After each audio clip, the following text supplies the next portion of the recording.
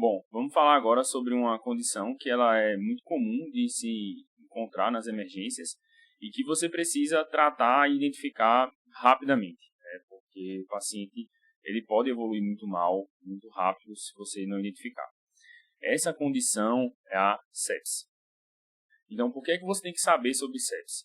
Sepse é uma condição clínica potencialmente muito grave e talvez a situação clínica mais grave depois da PCR que você vai encontrar na emergência. Ela tem uma altíssima mortalidade. No Brasil, a mortalidade chega a 50%, particularmente no paciente que está chocado. Quando a gente tem só o paciente séptico, eles têm uma mortalidade aí de mais de 20%. Então, é uma condição que mata muita gente mesmo. E, além da mortalidade muito alta, é um paciente que tem uma morbidade também muito significativa. Por quê? A morbidade aí são condições que vão estar atreladas à situação clínica do paciente, sem necessariamente ter levado ele a óbito, né?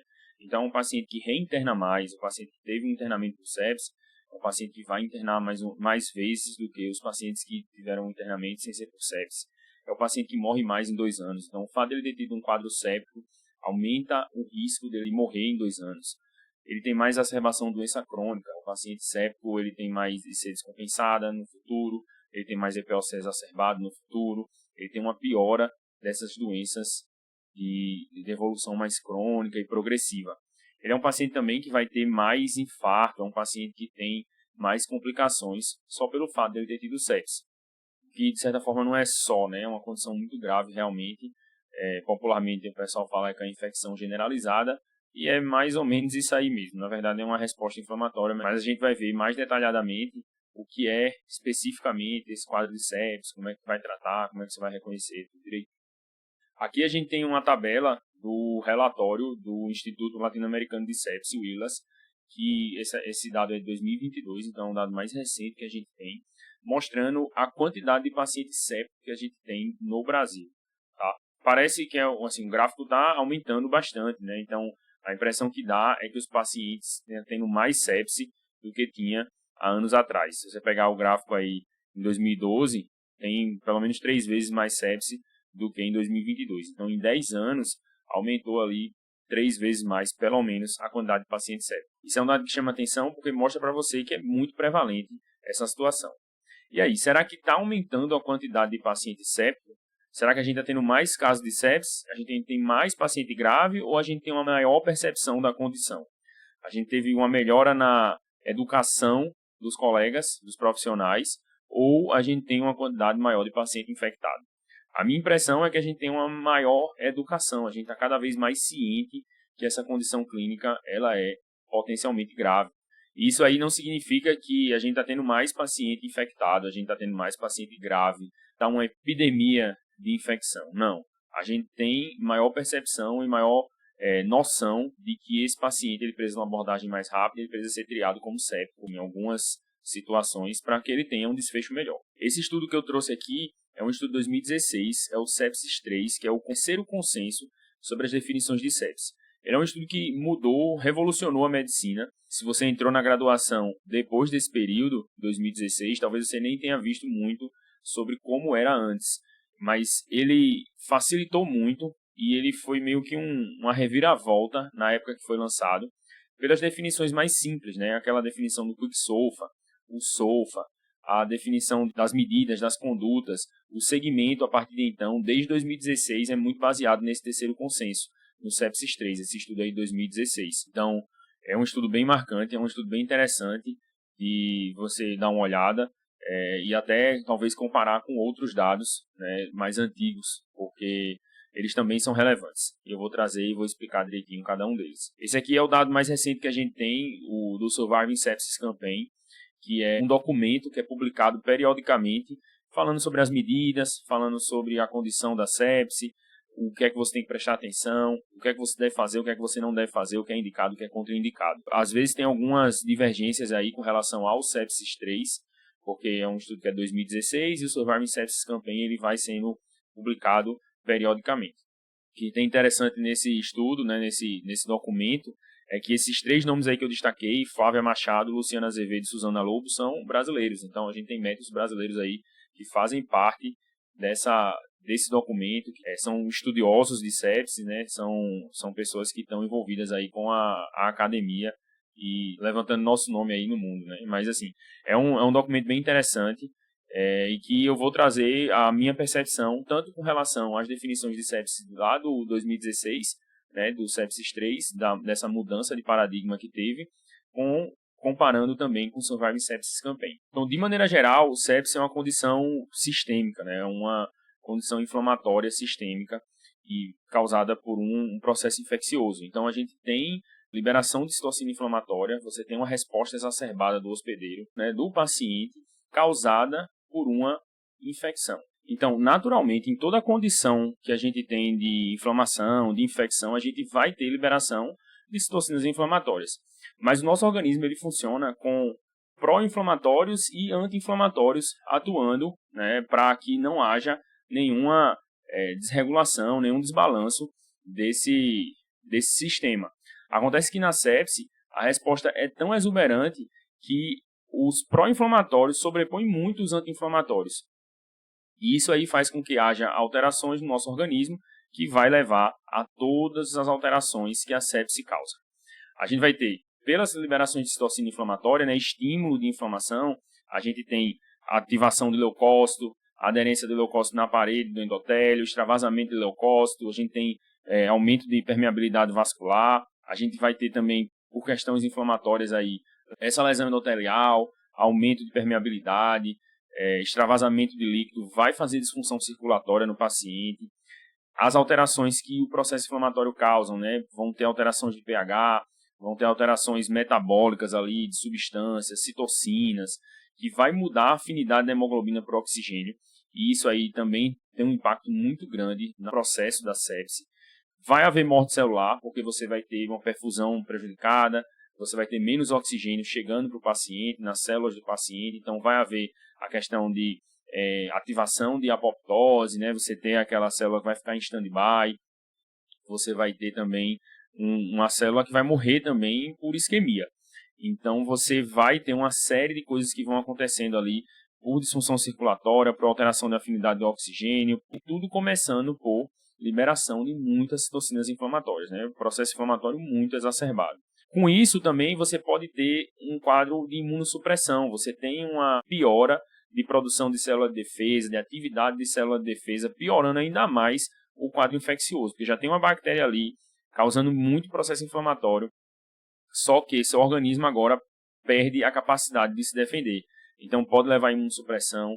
A própria atividade inflamatória também vai levar à ativação de plaqueta, pode levar a consumo exagerado de procoagulantes, e aí tanto formando trombo como causando CIVD, que é coagulação intravascular disseminada. Então vê que é uma bronca gigante o paciente com sepsis.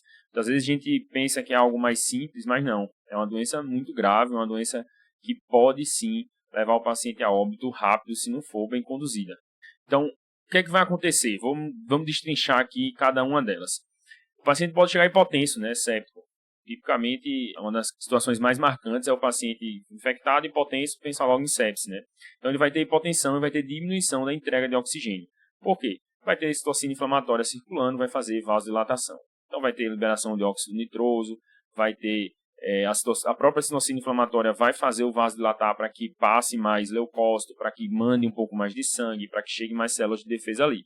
Então, esse aumento de permeabilidade vascular faz com que extravase mais leucócito para a região onde está sendo atacada, né? Então, a gente precisa começar a se defender. Então, esse processo aí, ele é o processo natural e sempre vai acontecer isso em qualquer inflamação. Mas no caso da sepse, ela perdeu o controle completamente. Existe também uma situação de diminuir a quantidade de vasopressina no paciente séptico. O paciente que tem essa situação com exacerbação de pró-inflamatórios, a vasopressina ele é um vasoconstrictor, né?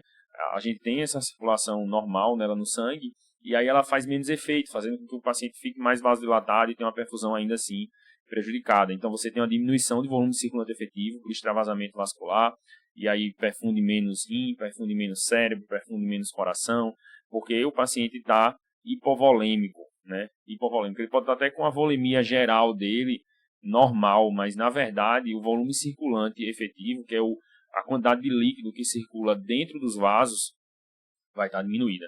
E aí, além disso, o tônus vascular está muito diminuído. Então, o paciente não consegue dar aquela pressãozinha para que aquele tanto de sangue que está passando ali, ele consiga chegar mais longe ou ele consiga perfundir melhor. Então, você tem uma perda de tônus, você tem diminuição do volume circulante efetivo e também por extravasamento vascular você vai ter edema. Tem estudo que mostra que o paciente séptico tem uma densidade menor de capilar do que o paciente não séptico. Muito possivelmente porque o edema, pelo extravasamento de líquido, comprime os capilares. O capilar é muito fininho, né? O capilar é um vasinho bem pequenininho. E aí, com qualquer edema, qualquer líquido ali no terceiro espaço, vai ser responsável por fechar esse capilar. Então, piora ainda mais a perfusão desse paciente. As alterações inflamatórias levam a uma piora na deformação das hemácias. A hemácia ela é um pouquinho maior do que o capilar. E aí, para poder passar no capilar, ela dá uma entronchadinha para conseguir continuar passando, e até essa deformação da hemácia é responsável por que ela libere o oxigênio quando ela chega lá no capilar. Então, ela não vai conseguir se deformar, então ela tem mais dificuldade de liberar o oxigênio.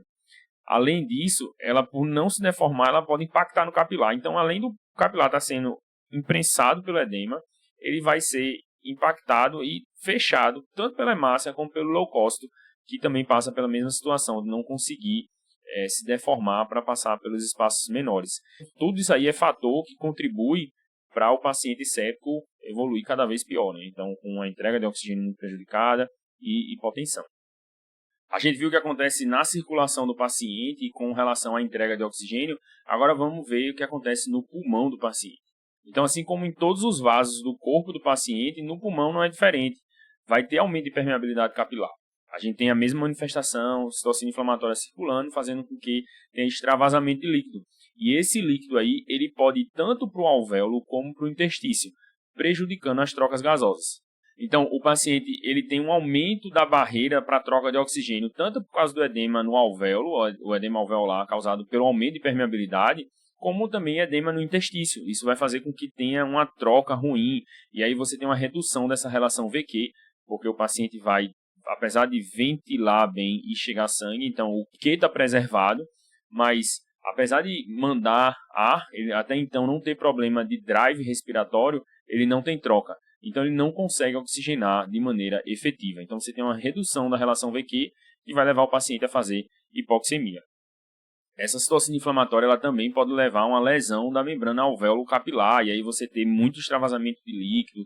Você pode ter uma reação muito exacerbada inflamatória no pulmão também, levando a muito extravasamento capilar, né? Você tem muito edema, muito processo inflamatório, levando a síndrome de desconforto respiratório agudo, né? SDRA, SDRA, ou como você queira chamar, é o paciente que faz o pulmão, que a gente chamava de pulmão de Sara antes, acredito que ainda usa porque fica mais fonético, mas é a síndrome de desconforto respiratório agudo causada pela sepse, vem daí, uma resposta inflamatória muito exacerbada, que vai levar muito edema na região, causando prejuízo para o paciente.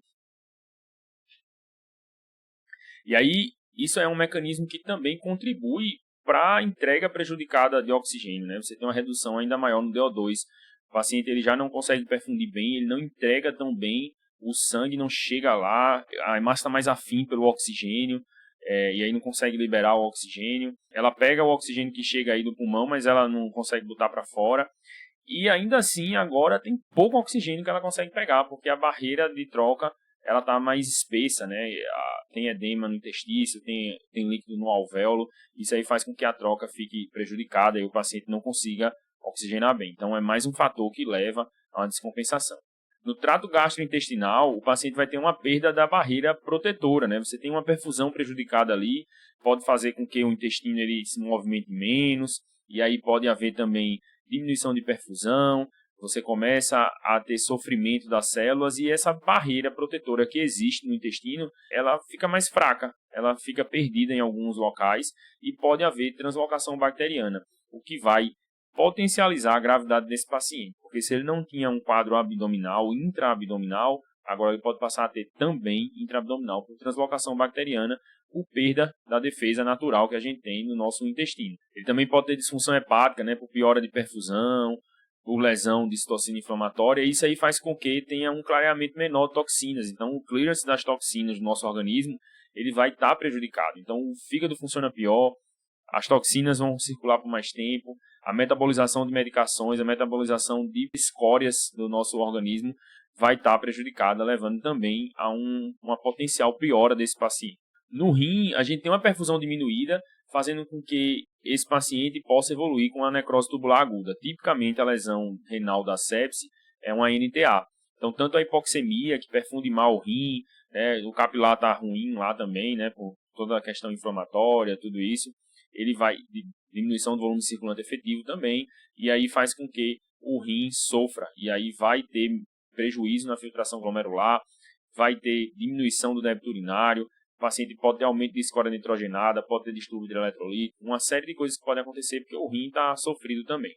E já no sistema nervoso central, a gente tem essa encefalopatia causada pelas toxinas inflamatórias. O paciente pode chegar com alteração de sensório, obnubilado, torporoso, às vezes um pouco agitado também, existe a possibilidade, porque o paciente está com toxina inflamatória em altas concentrações circulando no organismo, levando a esse prejuízo.